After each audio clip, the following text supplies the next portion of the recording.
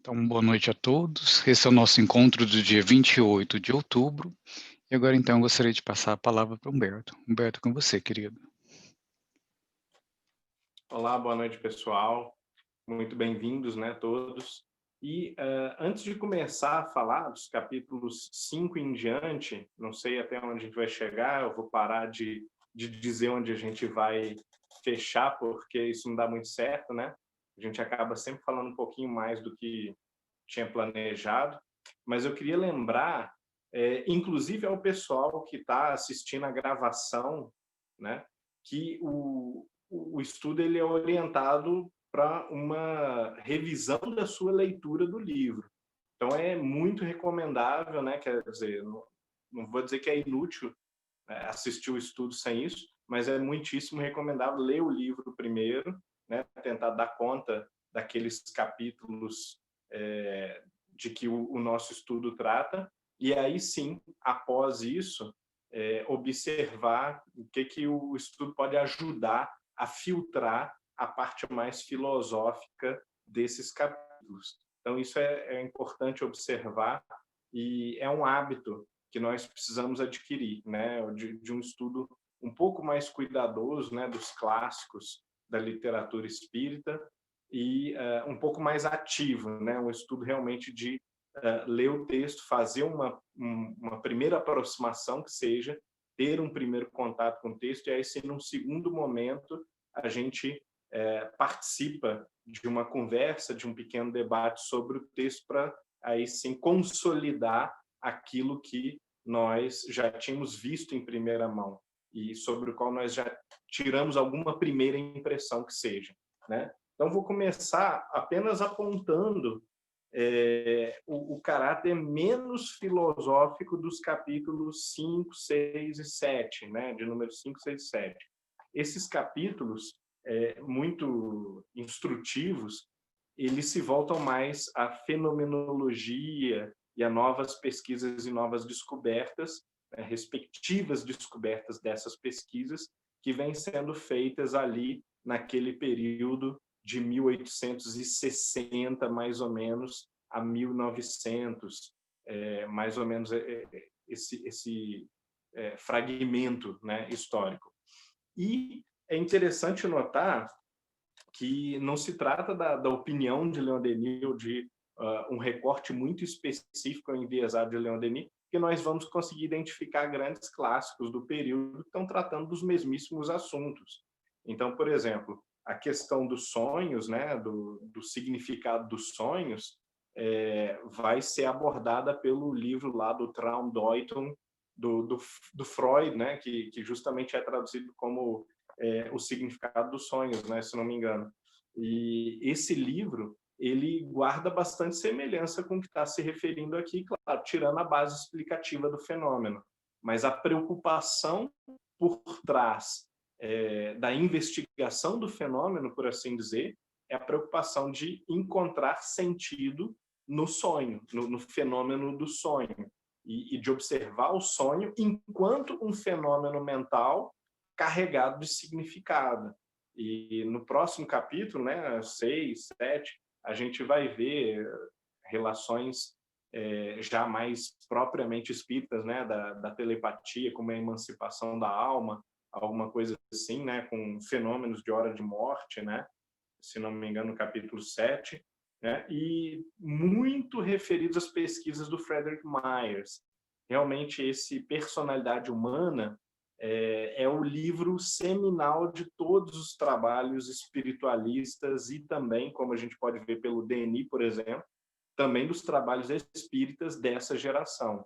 Então, ali na virada do século, até mais ou menos 1930, 40, praticamente nenhuma pessoa que trabalha com a pesquisa em fenômenos espirituais, em mediunidade ou com a fenomenologia psíquica, medianímica, espiritual, seja qual for a nomenclatura que a pessoa adote, quase ninguém trabalha sem referência ao Myers e particularmente a esse livro, né, A Personalidade Humana, que é um livro não apenas de catálogo de experiências, mas um livro humanístico muito com o tom do Leon Denis, que Leon Denis, de certa maneira, quer copiar, né, quer seguir.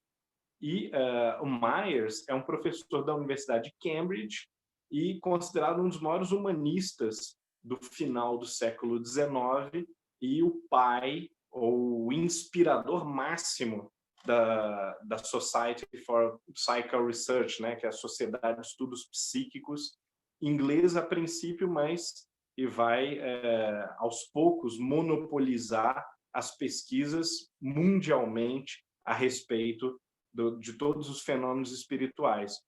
E outra coisa interessante notar, a maioria dos pesquisadores ingleses, britânicos dessa sociedade, dos pesquisadores de peso, como, por exemplo, Henry Sedgwick, eles vão ser influenciados pelo Myers, né? Muitos desses pesquisadores eram céticos e consideravam a pesquisa psíquica uma coisa completamente ridícula e vão ser convencidos pelo nome, pela reputação ou principalmente pela presença física mesmo do Frederick Myers, porque ele chegava junto, né, conversava com as pessoas e com argumentação assim, muito sólida e apontando sempre para os fatos, para os fenômenos, para as evidências, ele conseguia arrastar uma grande quantidade de outros pesquisadores, a princípio céticos.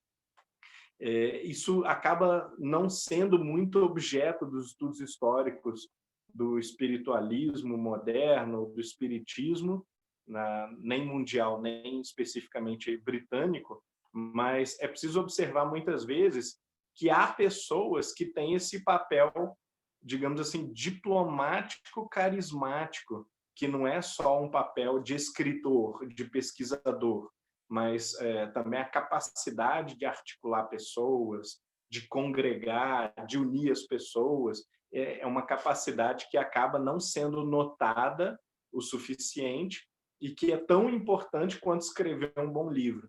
Então, Leon Denis era um dos correspondentes, né, do Myers, e que aparentemente se correspondia com todo mundo, né? Tanto o Myers quanto o Leon Denis, eles tinham uma rede de contatos assustadora e a gente pode observar justamente que o Myers ele exerce quase um fascínio, assim, né? Um, um respeito, né? Tem uma relação com Leon Denis que desperta em Leon Denis um sentimento de grandeza, né, em face do Myers. E isso não é possível entender, talvez, apenas pela leitura do livro do sujeito, né? A gente precisa conhecer esses dados assim de personalidade, biográficos, até dados idiosincráticos, né, de como a pessoa trabalhava, como ela realmente fazia toda essa articulação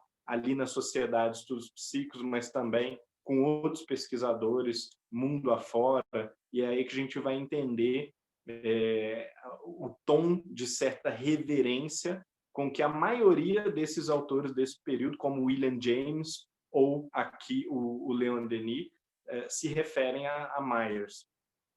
E aí nós chegamos no capítulo 8, depois vai haver também o capítulo 9, que eu diria o seguinte, esses capítulos que são mais filosóficos, eles vão tentar fazer quase que uma síntese, resumo e conclusão dos 3 capítulos precedentes. Eu não sei se é uma leitura que me ocorre ou se é algo que as outras pessoas tendem a concordar, mas, claro, se houver discordância, o pessoal estiver aqui agora ou não estiver, mas quiser depois, deixe comentários nos vídeos, porque eu também não queria gerar a impressão assim que estou julgando teses sobre o livro, mas me parece que um dos procedimentos que Leon Denis adota na sua redação é justamente jogar fenômenos e depois, num capítulo mais sintético, mais conclusivo e geralmente mais filosófico, ele dá sentido a esses fenômenos. Ele cria uma amarração para esses fenômenos. E isso, pelo menos na minha leitura, acontece muito claramente, por exemplo, em No Invisível, um outro livro em que isso acontece tanto quanto aqui no Problema do Ser, do Destino, da Dor. Em alguns outros livros talvez aconteça menos, até porque os objetos ou os temas eles incluem menos referência à pesquisa científica, né? Como Depois da Morte, que é mais histórico-filosófico, ou Grande Enigma, que é mais poético, místico e quase teológico. Né? Esses livros demandam menos essa estratégia de apresentação dos dados e depois conclusão filosófica sobre os dados. Mas parece que no Problema do Ser, do Destino, da Dor e no Invisível, pelo menos, isso é extremamente presente e parece ser proposital esse arranjo lógico dos capítulos por parte do Denis. Né? No capítulo 8, que é Estados Vibratórios da Alma, nós vamos ter uma apresentação da memória que contém também uma tese filosófica dessas de amarração ou um esboço, uma tentativa de conjugar aquilo que foi dito anteriormente numa teoria maior. Né? E aí eu chamaria essa teoria de uma teoria dos estados vibracionais e, a partir dos estados vibracionais, uma explicação para esses vários fenômenos que foram sendo vistos nos capítulos anteriores. Então, o sonho, a telepatia, o momento da morte, né? Aparições, visões, mediunidade mesmo, não é muito desenvolvido, não são muitos fenômenos abordados nos 3 capítulos anteriores, mas o que está implícito nesses 3 capítulos é a emancipação da alma, e uma emancipação que é proporcional ao seu estado vibratório, né? E a partir dessa teoria de um estado vibratório, Leon Denis vai justificar, claro, retrospectivamente, os tipos de sonhos que você pode ter, os tipos de fenômeno telepático, com quem e assim por diante. Então, vamos ler uma página, a página inicial desse capítulo 8, porque é muito rica, né? A vida é uma vibração imensa que enche o universo e cujo foco está em Deus. Cada alma, centelha destacada do foco divino, torna-se, por sua vez, foco de vibrações que hão de variar, aumentar de amplitude e intensidade, consoante o grau de elevação do ser. Então, o que está aqui declarado? Uma teoria sobre o ser, né? O que é o ser humano? O que é a criatura humana? A criatura humana é espelho do Criador, é partícula do Criador, é espírito, portanto, e o espírito goza de, pelo menos, o germen dos atributos do grande espírito, que é Deus, do espírito infinito, do espírito absoluto, e esses atributos, porque as criaturas existem em graus muito distintos, né, de consciência, de sentimento, de capacidade daquilo que ele vai chamar de vibração, essas criaturas elas manifestam esses atributos diferentemente também, né?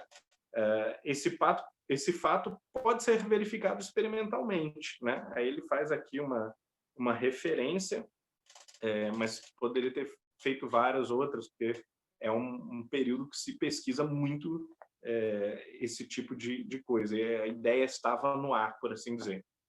Toda alma tem, pois, uma vibração particular e diferente.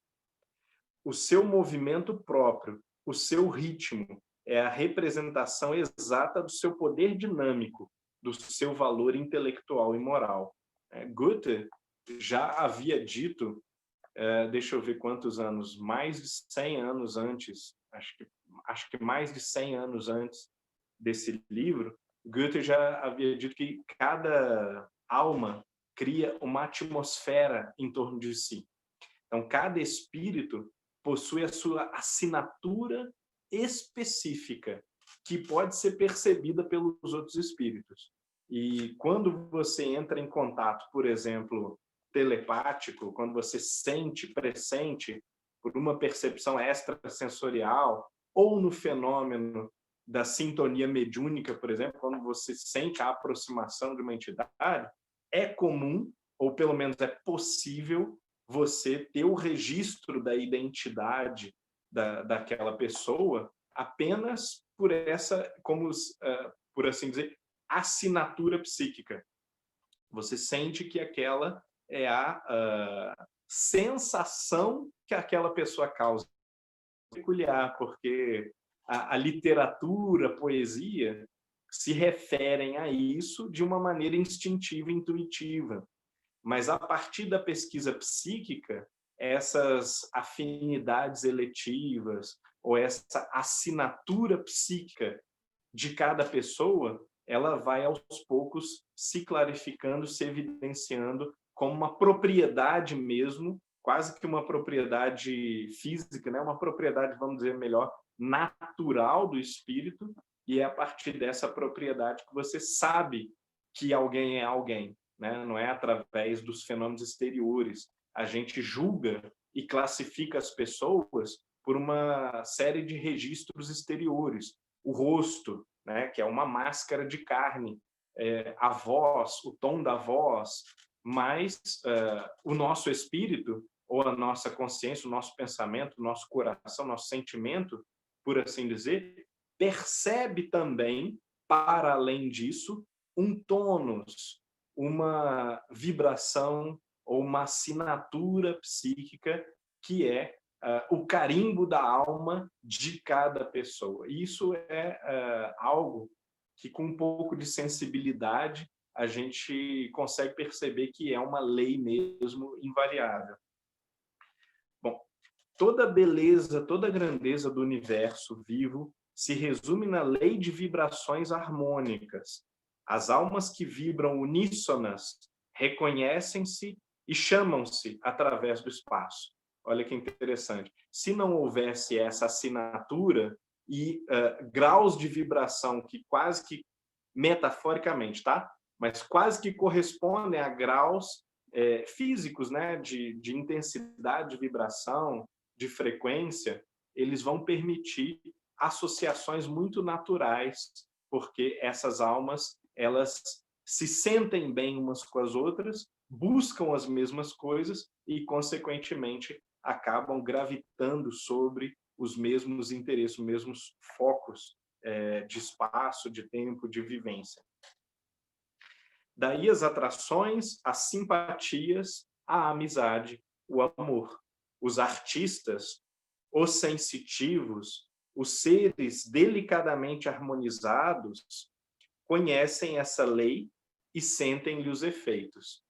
Isso aí é muito difícil a gente tentar comprovar para quem não sente, porque é realmente um desenvolvimento dessas faculdades que os místicos, os artistas, as almas piedosas, as almas sensíveis, emotivas, elas acabam percebendo, né, através desse desenvolvimento, e que, por falta de uma fórmula prática de se chegar a esse estado mais rapidamente, é muito difícil convencer alguém menos sensível de que isso acontece. Mas, mesmo no nível mais popular, mais chão da cultura, nós temos o conceito das simpatias imediatas, das antipatias imediatas, do amor à primeira vista, né? Que é, claro, uma coisa só explicável por essa lei, né? Da harmonia, das sintonias, da vibração, e por reencontros, né? Por resgates também de memória que correm subconscientes ou no inconsciente, por assim dizer, né? Segundo uma parte da psicologia, segundo outra, no subconsciente ou num plano subliminal, né? E essa fenomenologia, ela é percebida popularmente. A humanidade conhece essa sensação, porque mesmo que esporádica, ela é intensa o suficiente para se fazer marcante, né? A entidade psíquica penetra com as suas vibrações todo o organismo fluídico. Esse perispírito, que é a sua forma e imagem, a reprodução exata de sua harmonia pessoal e de sua luz, mas chega a encarnação e essas vibrações vão reduzir-se, amortecer-se sob o invólucro carnal. E é assim que nós perdemos os vínculos, né? Nos perdemos dos nossos grupos de afinidade, porque no momento que nós entramos, né, na condição carnal e apagada relativamente à memória, obscurecida a percepção do espírito, ele passa a viver dentro daquela realidade que é a realidade circunscrita pelas possibilidades do seu corpo. E o seu corpo está no espaço, está no tempo. Então, não é possível você ter vivências, ou pelo menos não é possível ter todas as vivências espirituais quando você está encarcerado no corpo. É como se realmente fosse uma daquelas correntes com uma bola de ferro, que não é que impede todo o movimento, mas ela consegue impedir suficientemente o movimento para eu garantir que, se você está num lugar, eu posso dar uma volta de 1 hora e encontrar você depois no mesmo lugar ou 10, 15 metros à frente. Não é possível para você alcançar uma distância maior. Acho que essa é uma metáfora boa. Então, enquanto encarnados, nós temos que arrastar o peso da matéria, nós estamos circunscritos por uma série de condições materiais, inclusive o dinheiro, a sociedade, ter ou não ter um visto, um passaporte, uma permissão para estar num lugar, para entrar num lugar. Isso pode depender do dinheiro, pode depender do nascimento, pode depender de uma série de circunstâncias casuais ou que você buscou e cultivou, mas que geralmente são difíceis, né? Exigem uma série de procedimentos. Então, a materialidade impõe uma grande quantidade de restrições que não são só restrições da carne, mas são também restrições ligadas ao mundo material. O fato de que o mundo material, por exemplo, tem fronteiras. O mundo material tem, ou depende de dinheiro, tem uma estratificação econômica. Então, você não entra em ambientes que você não pagou o ingresso. Você não entra em certos ambientes porque você não tem um visto. Você não entra em certos ambientes porque você não foi convidado. E o espírito que está adaptado a essa vida livre, ele, como a gente vê claramente na codificação, nas obras básicas de Kardec, e também vê claramente na obra de Leon Denis, ele se ressente, às vezes, dessa perda das suas faculdades, né, do enevoamento das suas faculdades, dos seus atributos, das suas capacidades. Isso pode gerar, inclusive, um estado melancólico, que é conhecido de muitos. Muitas pessoas, elas se fecham, inclusive, nessa hipersensibilidade. Pode ser uma hipersensibilidade mais artística, mais religiosa, mais puramente psicológica, intimista, né? E a pessoa ela vai se fechando nesse mundo íntimo, onde ela, de certa maneira, pressente ou tem vagas reminiscências dessa vida expandida e dessa vida mais natural. Pode parecer esquisito, né? Acho que não espiritualistas devem ficar chocados com essa afirmação, né? Mas é o que a perspectiva espiritualista diz, né? A vida mais natural é a vida do espírito. E a vida que nós vivemos aqui é uma vida antinatural, como também Platão já havia dito, como Zoroastro já havia insinuado, muitas outras pessoas já haviam dito. E a nossa vida carnal, física, ela é antinatural, porque ela dificulta essas relações que, para nós, são as relações mais automáticas e mais verdadeiras, são as relações de afinidade, e nos colocam em relações espaço-temporais. Claro que isso também tem uma utilidade, tem um propósito, né? Mas aqui estou só criando uma pequena digressão sobre uma das consequências dessa lei de afinidade na vida que nós efetivamente levamos, que é a vida física, não é a vida espiritual, né? Nós temos uma vida espiritual que corre, na maioria de nós, nos subterrâneos da nossa vida física. ela é, às vezes, a fonte causadora de uma série de decisões nossas, uma série de acontecimentos, mas, na maioria do tempo, essa vida espiritual ela está subterrânea, ela não está explicitada. Então, vamos para o capítulo 9. Aí sim, uma outra grande conclusão filosófica sobre o processo. No capítulo anterior, nós vimos que há esses degraus. Esses degraus, eles geram diferentes tipos de associação, diferentes tipos de comunidades por afinidade, de ambientes de vida, ambientes existenciais. E aqui no capítulo 9, Leon Denis vai reforçar o fato de que essa escada é uma escada rolante, né? Ela não é uma escada onde nós podemos ficar parados. Ela nos conduz e nos convida permanentemente ao progresso, à ascensão para graus superiores de consciência, de vivência, de relacionamentos, de ação.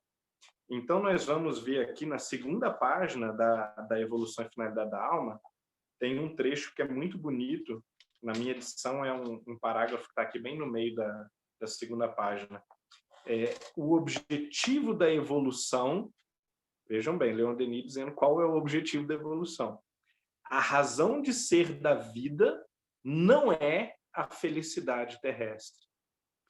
Como muitos erradamente creem, mas o aperfeiçoamento de cada um de nós. E esse aperfeiçoamento devemos realizá-lo por meio do trabalho, do esforço, de todas as alternativas da alegria e da dor, até que nos tenhamos desenvolvido completamente e elevado ao estado celeste. Se há na Terra menos alegria do que sofrimento, né, se a Terra parece ser um lugar de sofrimento, é porque este é o instrumento por excelência da educação e do progresso. É aquilo que fomenta o exercício do espírito, o sofrimento, né? Um estimulante para o ser, que sem ele ficaria retardado nas vias da sensualidade. Quer dizer, passaria a gostar dessa vida mais do que da vida espiritual. O que ocorre com algumas almas. Uma grande quantidade de almas, de fato, prefere a vida sensual, prefere a vida das paixões, né, de apego a objetos e acontecimentos, a fenômenos materiais, porque a sua vida espiritual ela não gozava, por assim dizer, de uma expansão suficiente, de liberdade suficiente, de capacidade criativa suficiente para se revelar em todo o seu esplendor. Então, não parecia muito vantajosa em relação à vida material. E os apelos da vida material, nós todos sabemos, eles são muito vivos. Enquanto nós estamos no corpo, pelo menos, ou mesmo sem o corpo, eles continuam parecendo apelos muito vivos, muito atrativos. Na página seguinte... Na mesma segunda página, no final, tem outro parágrafo que também vale a pena a gente parar e degustar com calma. Assim, a vida do ser consciente é uma vida de solidariedade e liberdade.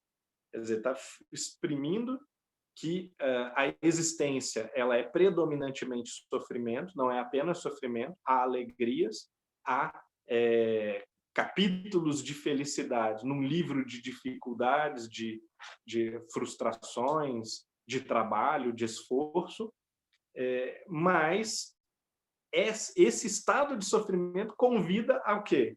A solidariedade, né? Então, a vida do ser consciente é uma vida de solidariedade e liberdade, livre dentro dos limites que lhes assinalam as leis eternas. Faz-se o arquiteto de seu destino. O seu adiantamento é obra sua.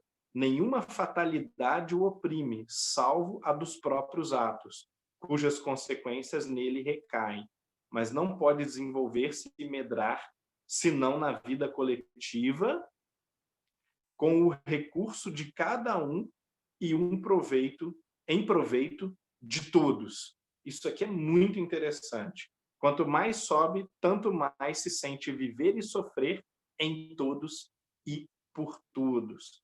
E isso me lembra a ideia de Hegel sobre sociedade e política, porque ele vai observar justamente na contramão de um conceito apenas liberal de liberdade, que o indivíduo não existe enquanto indivíduo, só existe indivíduo em sociedade, só existe indivíduo na cultura, só existe indivíduo porque o indivíduo moderno, a consciência de que eu tenho liberdade, que eu posso levar a minha vida do jeito que eu quero, essa consciência ela brota do solo fértil de uma sociedade democrática, de uma sociedade que reconhece o direito, que é um Estado de direito, que é uma sociedade, Hegel vai até dizer cristã, né? Porque é o cristianismo, em última análise, que inaugurou no mundo a ideia de liberdade individual.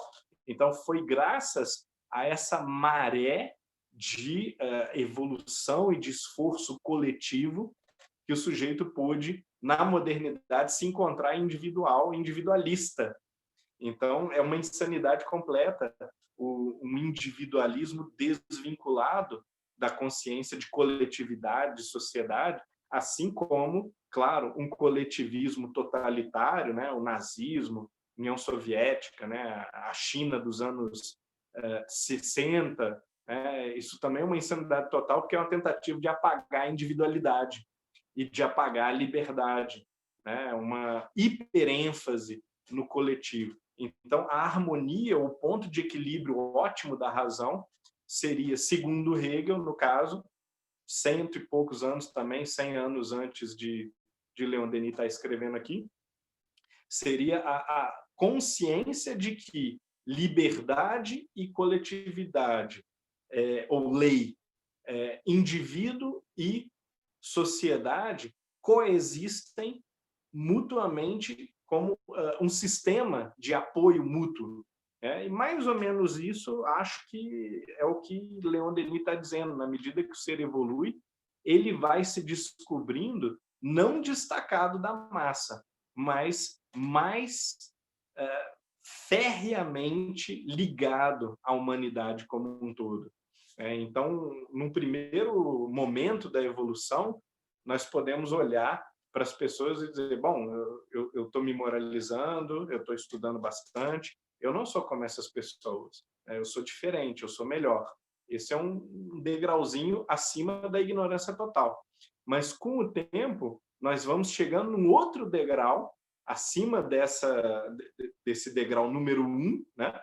E nós vamos descobrir no degrau número 2 que, na verdade, a distância entre o que está fazendo maior progresso e o que ainda não fez nenhum é muito pequena, e a igualdade é muito grande, né? A natureza humana e a escravidão, a servidão, as paixões, por exemplo, a pouca potencialidade, o pouco desenvolvimento dos talentos, as poucas virtudes que nós conseguimos lustrar na nossa alma, que já estão em germen, no sujeito menos desenvolvido em termos de consciência, de moralidade que seja, a gente vai observar que essa distância ela é tão pequena e a igualdade é tão grande que, no fundo, a nossa especificidade ou a nossa individualidade, ela cresce à sombra da coletividade.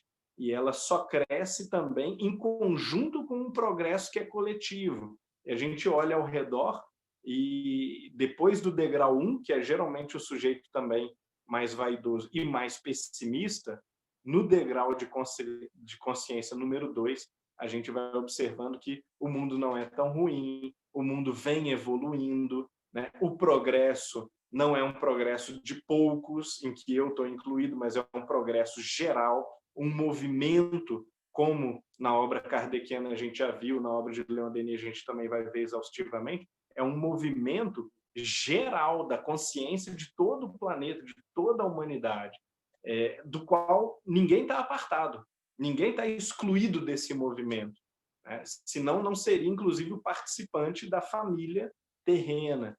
Isso é uma ideia muito bonita, aparece claramente também em Emmanuel, né? Algumas referências-chave de Emmanuel vão dar essa ideia, né? Em A Caminho da Luz, por exemplo, no Consolador, a ideia de que a evolução global ela vai aos poucos revelando uma marcha que é uma marcha geral e coletiva da humanidade.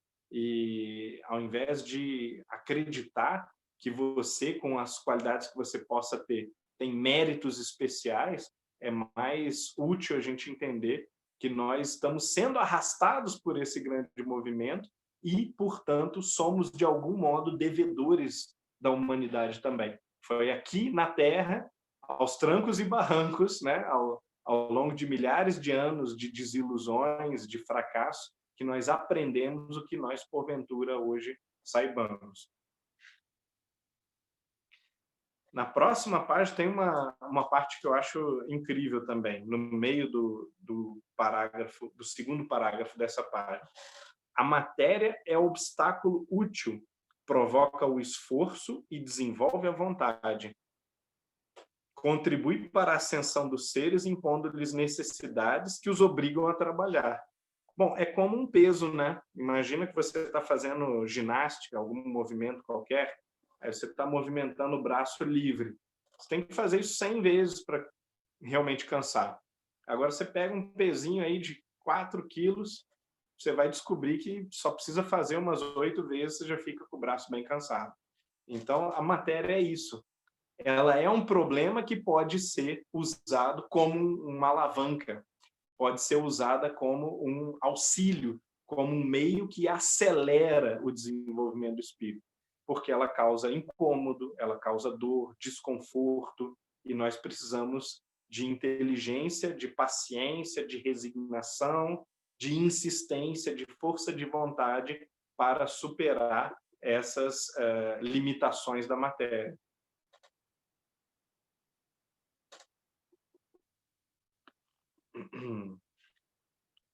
Muito bem, acho que eu vou ler mais um último trechinho, que é um trecho sobre o gênio, na próxima página, no último parágrafo dessa página. Demasiadas vezes, porém, o instrumento resiste e o pensamento desanimado retrai-se impotente para adelgaçar, para levantar o pesado fardo que o sufoca e aniquila. Entretanto, pelo esforço acumulado, eu até grifei esse esforço acumulado, não é uma luta desesperada contra a natureza ou contra a matéria. Isso também a gente já vê em Platão. Isso não seria sábio e não seria frutífero, e frustra. Então, quando você tem assim o arrastamento de uma paixão, um apego material, e aí pode ser numa questão de sexualidade, pode ser econômico, pode ser poder, pode ser aplauso, pode ser elogio, pode ser, enfim, conforto, né? Às vezes não é exatamente financeiro, mas você quer um estado de vida mais confortável, com menos problema, né? É claro que buscar tudo isso é digno, mas a gente tem que ir navegando na vida sabendo quais são os preços que se paga pelo excesso, às vezes, de conforto, de acomodamento. Mas não é numa luta desesperada, gastando toda a energia contra a parede, que a gente vai derrubar a parede. As condições, os condicionamentos materiais aos quais a nossa alma aprendeu a servir, aprendeu a obedecer, eles precisam ser derrubados com mais técnica do que força bruta. Então, é um esforço acumulado, né? Persistência dos pensamentos e desejos, apesar das decepções e derrotas. Através das existências renovadas, a alma consegue desenvolver as suas altas faculdades. Então, é a ideia muito bela da serenidade espiritual, da visão espiritual da realidade, que produz uma serenidade, produz uma ataraxia, produz uma tranquilidade, absolutamente inabalável, que não pode ser comparada com a serenidade de uma promessa apenas, né? É apenas uma firme convicção na imortalidade e nas existências sucessivas que nós enxergamos a vida de uma forma que não nos incentiva a essa luta desesperada. Então, mesmo na direção do bem, ou no controle, na domesticação dos nossos vícios, a luta ela nunca pode ser uma luta de vida ou morte, porque nós frequentemente, ou quase sempre, vamos perder a luta. E isso pode levar ao desânimo e ao desespero. Mas enxergar do ponto de vista correto, que é o ponto de vista de longo prazo e das vidas sucessivas, né? Leon Denis consegue transmitir essa sensação muito claramente para nós. Nós nos guardamos ou nos protegemos dos revés, das decepções da vida, através dessa armadura da serenidade imbatível, né, da fé raciocinada. E aí o sujeito consegue dar uma pancadinha a cada dia no muro, descansar, trocar de ferramenta. À medida que ele vai também trabalhando, ele consegue pegar uma ferramenta mais pesada e, finalmente, o muro é derrubado e a gente consegue voltar a ser livre.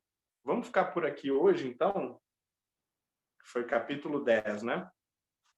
Depois a gente continua do próximo já. Não, foi o 9. A gente continua na morte. Um ótimo capítulo também. Gratidão, Humberto. Pessoal, então, quem gostaria de fazer alguma pergunta ou interação com o grupo, manda uma mensagem aqui para mim no privado, no WhatsApp, que a gente vai abrir para as discussões.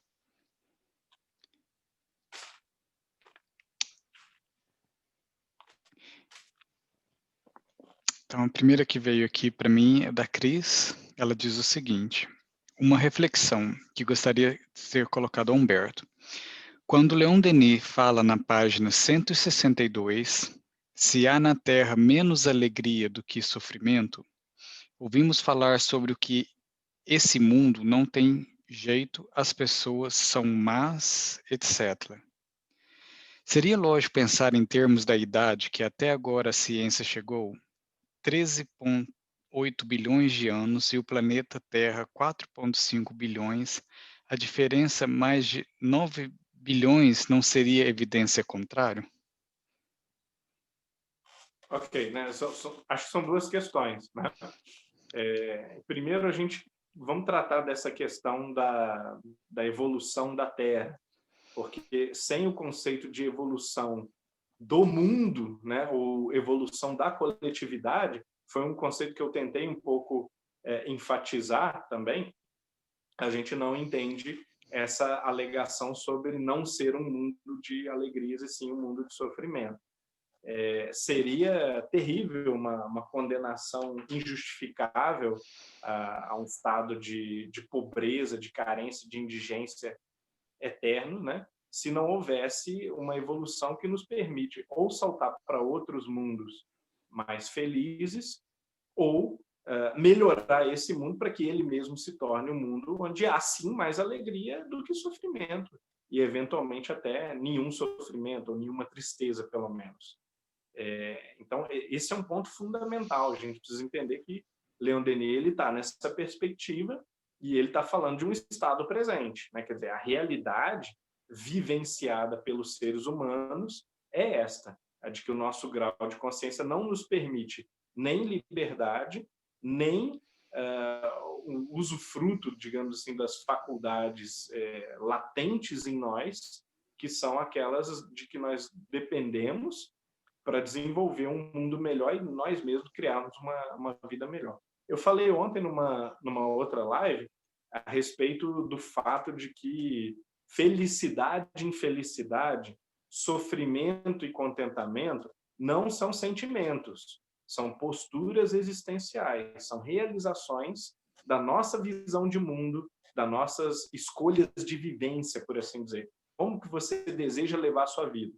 Então, quando você está sofrendo muito ou quando você é feliz, como o Leon Denis disse também, isso é um puro reflexo do tipo de vida que você desejou para você.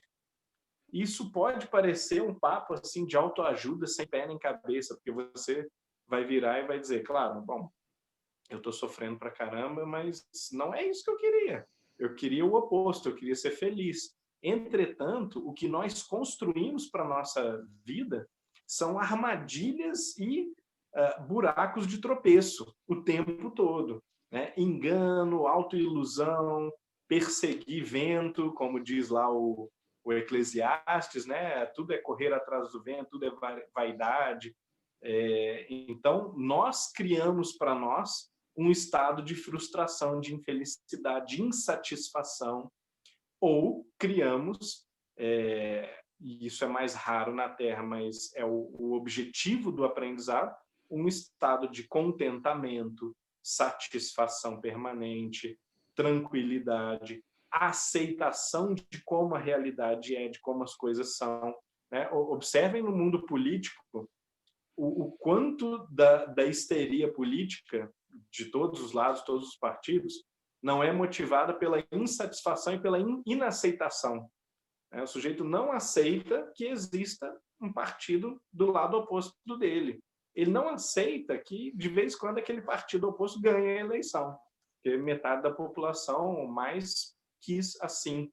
Então, nós precisamos aprender a aceitar que no mundo nós estamos dividindo espaço com pessoas que nós, a princípio, agora podemos não gostar, não tolerar, mas elas estão aqui justamente para isso, né? E aqueles que não nos toleram e não nos suportam, eles também estão convivendo com a gente para aprender a acomodar e aceitar essas diferenças. E com o tempo, os incômodos e as barreiras vão cedendo e nós mesmos vamos encontrando maior folga para a nossa liberdade, não porque essa liberdade nos foi concedida como um prêmio, né? Deus dá um upgrade, né? Você atualiza o seu espírito, agora eu cresci, ganhei mais liberdade.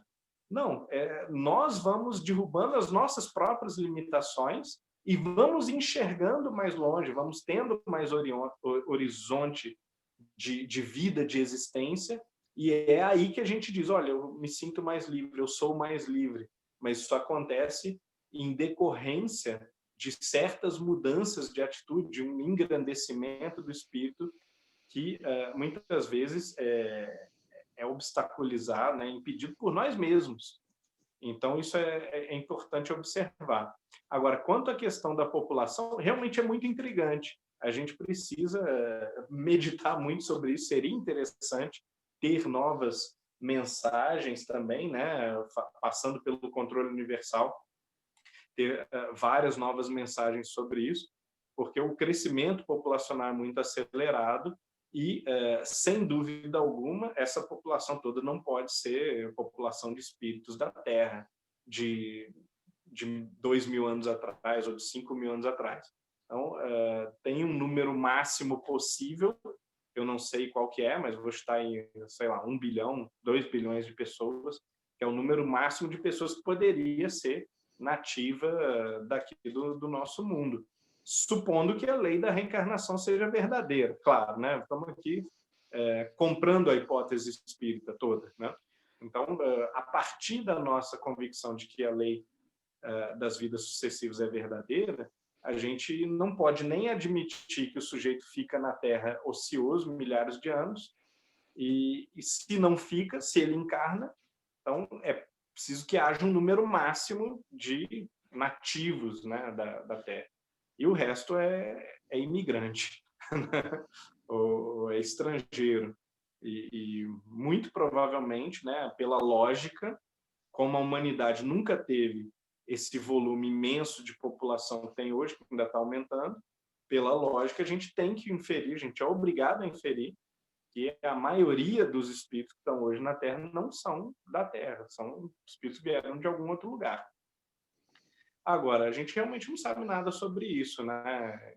Essas são hipóteses com as quais a gente vai trabalhando para tentar dar sentido aos fenômenos. A explosão populacional é um desses fenômenos intrigantes que, sim, precisa ser equacionado aí com o nosso entendimento cosmológico da reencarnação, né? Como é que a reencarnação funciona na prática em termos cosmológicos, né? Quer dizer, onde estão essas almas? Onde está guardado o, o arquivo de almas, né? Então, a próxima pergunta, ela vem da...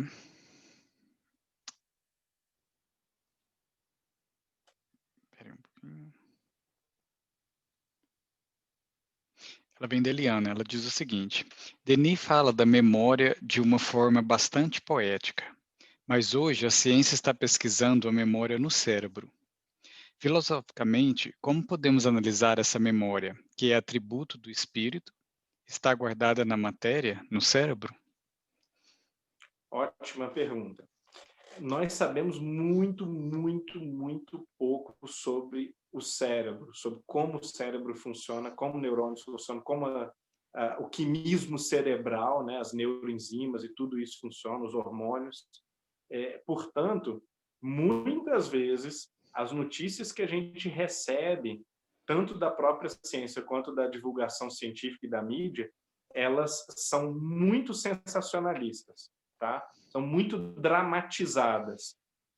Como, aliás, toda notícia hoje em dia, né? Eu estava ouvindo as últimas notícias assim, do meio espírita, e é uma coisa perturbadora, assim, como as notícias são exageradas para dizer 20 vezes mais do que realmente aconteceu. O fato é isso aqui, mas a conclusão é tipo assim, provado, né, que não sei o que lá, foi completamente adulterado. Então, quer dizer, esse sensacionalismo que apela às nossas emoções mais primitivas, ele está muito em moda hoje em dia. Não quer dizer que o fato não exista. Quer dizer que há uma correlação, por exemplo, entre memória e certos arranjos dos neurônios, né, certas conexões neurais.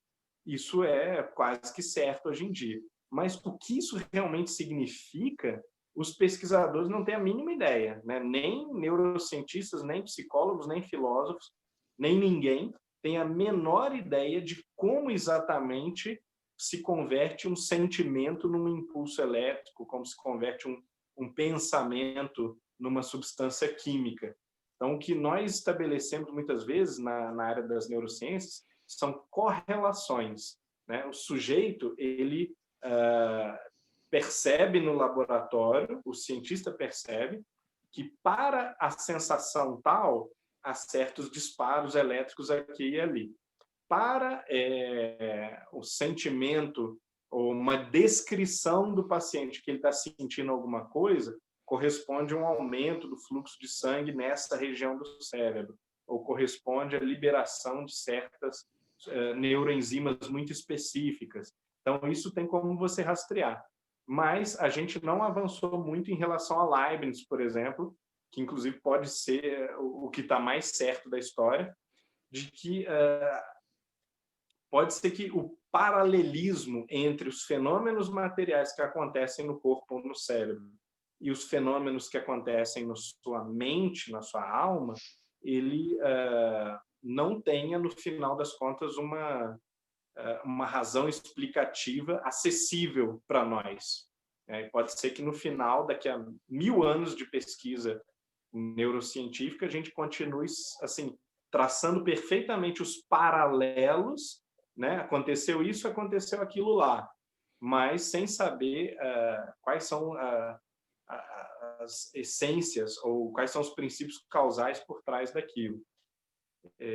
Então, eu diria principalmente isso. Mas, é claro, essas pesquisas elas nunca ameaçam muito a perspectiva espiritualista, porque, no final das contas, também é possível dizer que o cérebro precisa registrar, para efeitos do seu automatismo, para efeito da regulação orgânica, certas impressões do mundo, da vida. Então, você tem, por exemplo, atos reflexos, porque certas coisas aconteceram várias vezes.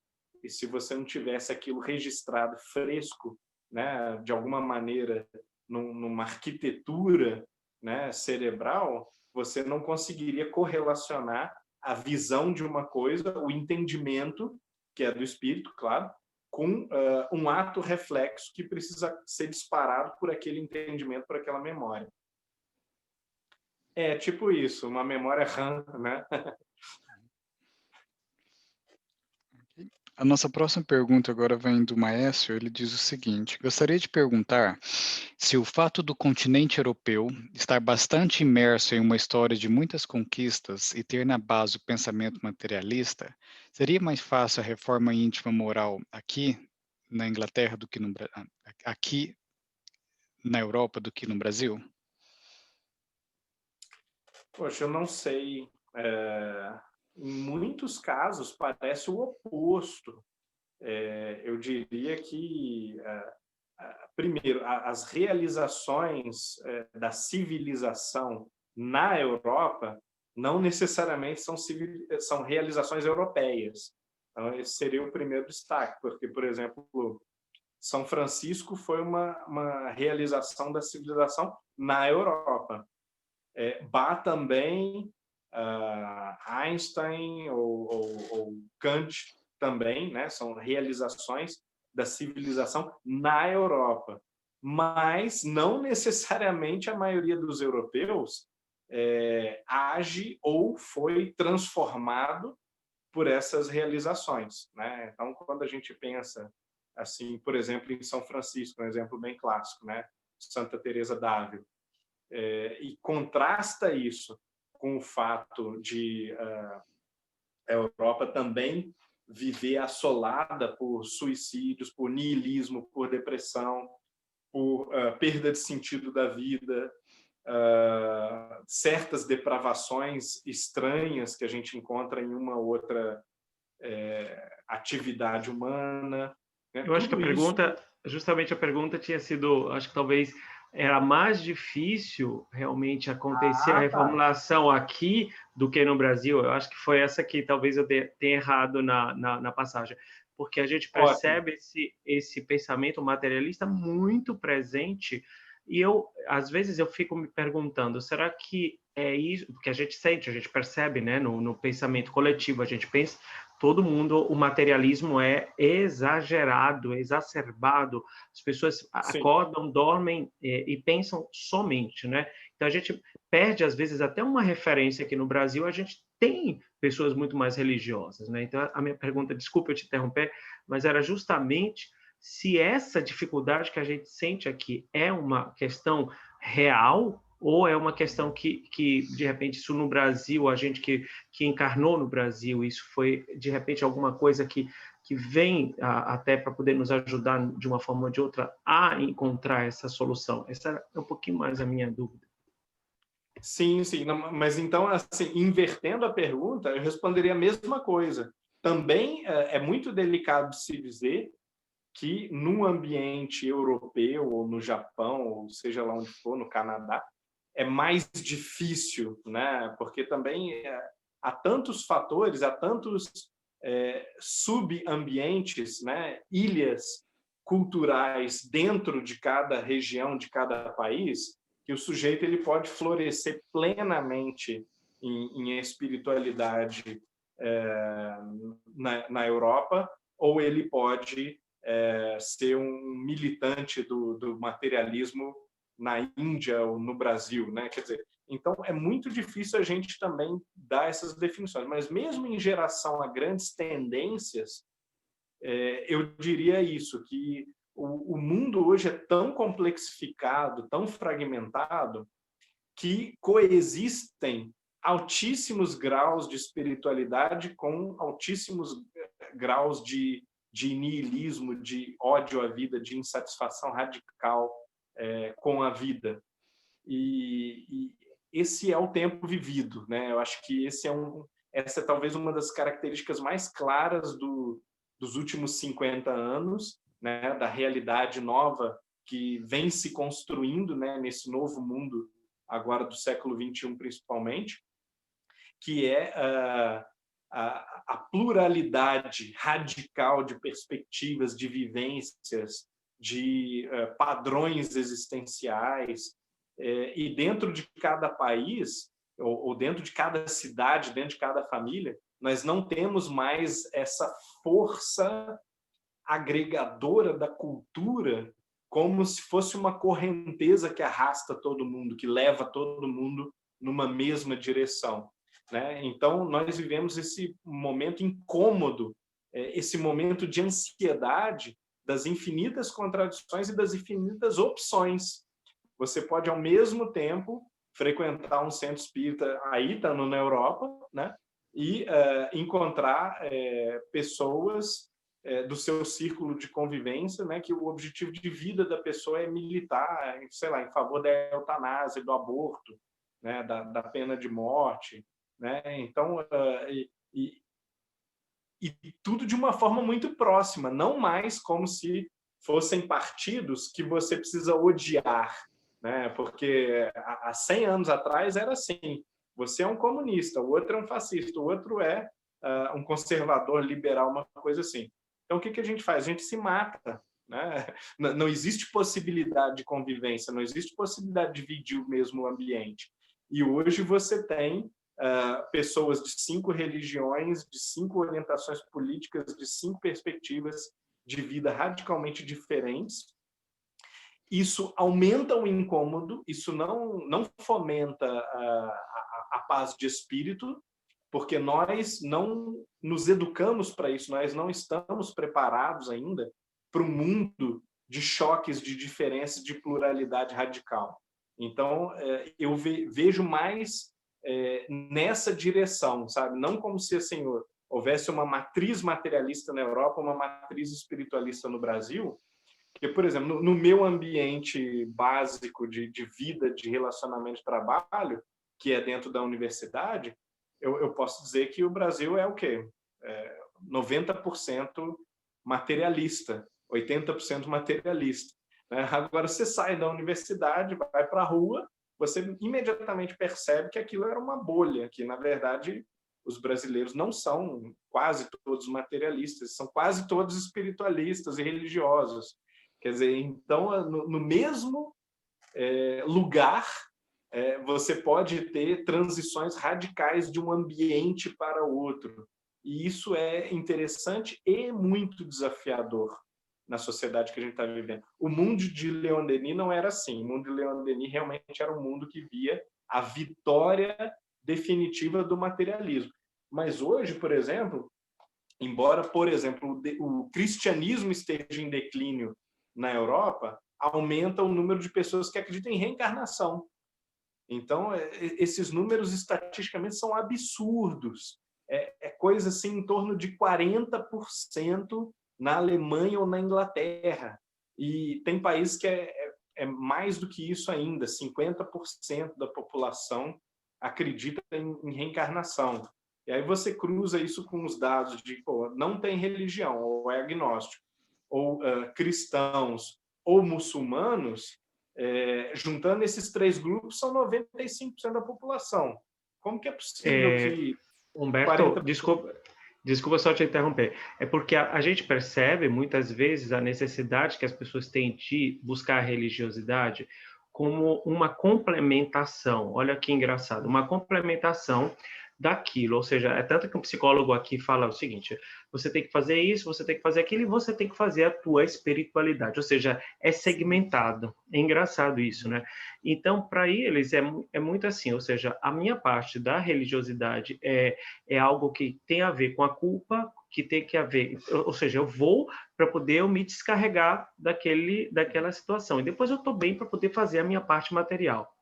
E tem muita gente que não faz essa ligação que a gente faz no Brasil, essa interconexão matéria-espiritualidade, né? Então, essa minha questão, porque a vivência mesmo que a gente sente com essa paixão que a gente tem, né? Às vezes não é simples a gente primeiro encontrar, segundo a gente passar também nos nossos centros espíritas aqui, né? Então, sim, tem horas que eu tinha me perguntado, será que é uma questão do consciente em coletivo, ou uma questão mesmo que está arraigada nas bases materialistas?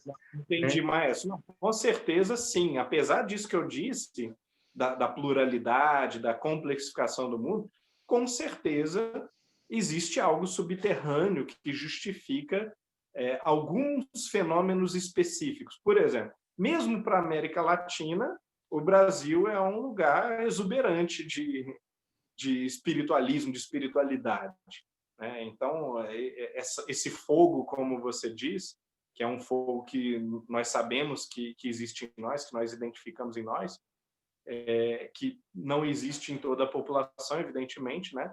Talvez não exista nem na maioria da população, nem em metade da população, mas que existe numa proporção maior do que em outros lugares, sem dúvida nenhuma. Isso tem alguma causa, e seguramente essa causa tem a ver com as histórias das pessoas, né?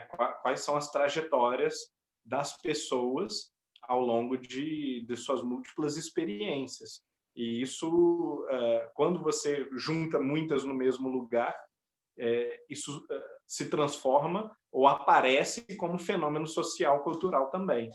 Você consegue enxergar, né, um quadro coletivo daquilo que não é exatamente o inconsciente coletivo, eu acho, mas é realmente o acumulado, uma massa crítica de espíritos espiritualistas, né, de espíritos místicos, de espíritos que estão buscando, assim como em outros ambientes, você vai ver uma massa crítica de espíritos empreendedores, de espíritos cientistas, de espíritos artistas, né? Você nota que existem ou cidades ou países inteiros em que essas confluências de almas acontecem.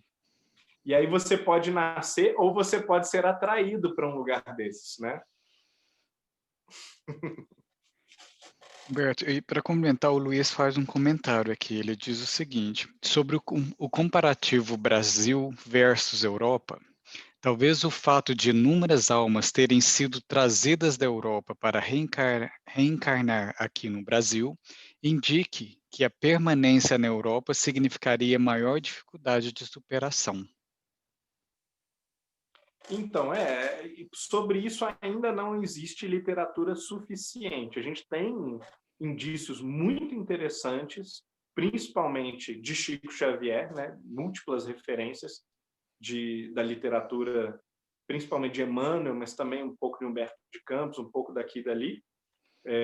E temos uma ou outra sugestão, né, de outras fontes, mas seria conveniente e interessante nós termos ainda mais fontes. E fontes de muitos diferentes médiuns e espíritos, né, que pudesse ajudar a gente a compor uma noção já filtrada pelo controle universal do ensino. E também com mais informações, não só mais bem filtrado, mas também com mais volume, mais riqueza de informação para a gente tentar explicar essa questão. Mas um dos consensos que existe assim na boca pequena, né, do movimento espírita brasileiro é essa teoria da migração em massa de espíritas, né, da França principalmente, mas também de outras partes da Europa para o Brasil, que é uma teoria que é bastante razoável, até porque o espiritismo nasceu no Brasil como um fenômeno anômalo, né? Foi uma explosão, assim, enraizou muito bem, e quando a gente lê essas tentativas assim de uma leitura sociológica, de uma leitura histórica que tenta explicar isso com base na cultura brasileira, isso soa tão pobre que a alternativa mais razoável, honestamente, continua parecendo a alternativa de algum tipo de migração. E a gente também encontra isso em regressões de memória, quando as pessoas fazem o processo de regressão de memória ou têm espontâneas, elas encontram exatamente isso, né? Muitas referências à Europa, que foi em algum momento abandonada.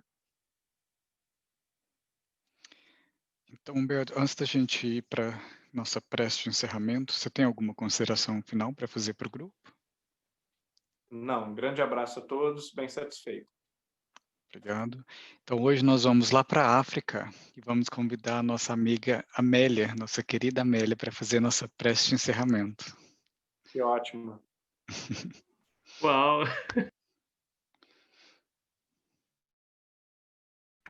Boa noite a todos. Obrigada pelo trabalho que têm desenvolvido. Como vocês sabem, eu sou da África e nós em África cantamos na alegria e na tristeza.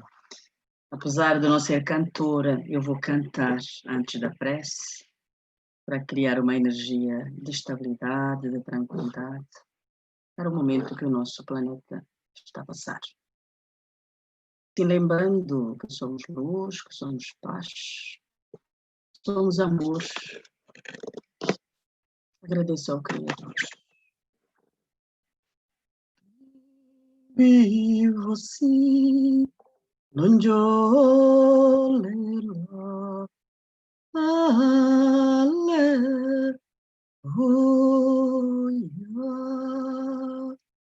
tu imbiolo pando vialva alleluia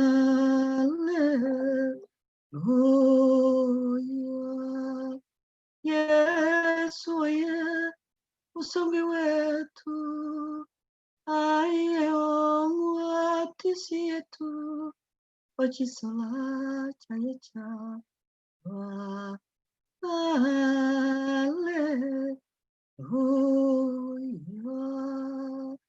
esiva yo alikapi alleluia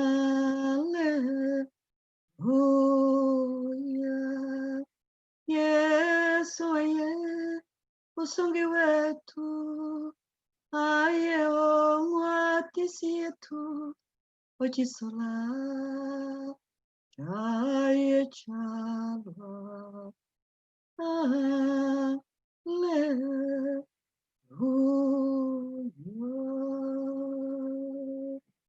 Senhor,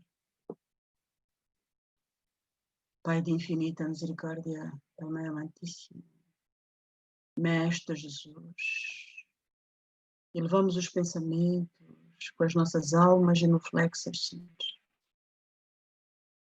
Já que não importa a posição em que os nossos corpos estejam, quando a alma ora, para lhe agradecermos pela oportunidade desse estudo, para lhe agradecermos pelo momento que o planeta está a viver, embora seja um momento confuso, dorido, mas sabemos que são momentos necessários, momentos de transição planetária, momentos de arrumação do planeta, momentos que obrigam que o ser humano possa refletir mais no que está fazendo por si e pelos outros. Assim rogamos, Senhor, que essa energia de amor e de paz, esta vontade de crescer no conhecimento e na reflexão, produza energia irretemperada por si, que envolva todas as áreas do saber, principalmente as universidades, as áreas da ciência, para que produzam conhecimento mais proativo, mais para o bem do desenvolvimento humano, onde haja diminuição da pobreza e de redução das assimetrias neste planeta Terra. Que essa energia de amor e de paz envolva todas as famílias, que em cada momento do dia vão perdendo um familiar pelo desencarne, que ainda não é entendido no planeta Terra. Que esta energia de amor envolva todo o processo Covid, quer para os que partem, para os que ficam, e até aqueles irmãos, infelizmente, que se aproveitam do processo. Assim, senhores, nesta noite de reflexão, deste estudo de filosofia, que esta necessidade de estudar possa, senhores, envolver todos os cidadãos da Terra, por formas a pensarmos mais, a refletirmos mais, e possamos compreender o Mestre quando dizia: não faças aos outros o que não queres que a ti façam. E possamos entender os princípios da doutrina espírita, principalmente as leis da causa e efeito e a lei da reencarnação. Pai de infinita misericórdia, que o planeta Terra receba neste momento a sua luz, a sua paz, que todo cidadão da Terra possa receber no seu chakra coronário a centelha de luz, de amor, agora. E que sorria, mesmo que não perceba por quê. Obrigada, Senhor. Obrigada pelo seu amor. Obrigada, Mestre, pela sua condução. Obrigada por tudo. Que essa energia envolva também todos os trabalhadores, quer do lado ponderável ou imponderável, das hostes do Mestre, que labutam dia a dia para nos manterem de pé. De todos os hospitais, do lado físico, do lado imponderável, possam receber, Senhor, essa energia.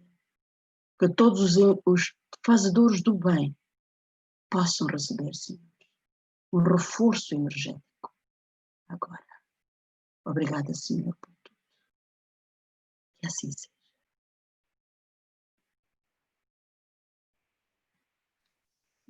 Gratidão, querida.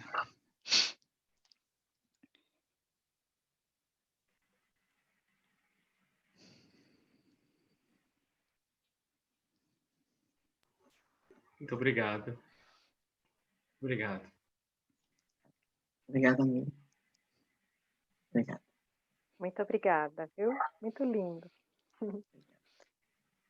Obrigada. Obrigado a Gratidão. todos. Obrigada a Obrigada. todos também. Gente, então uma boa noite e espero encontrar vocês na próxima semana, na quarta-feira. Uma boa noite a todos. Obrigada. Até lá. Obrigado, Gratidão. Patrícia. Semana a todos. Obrigado.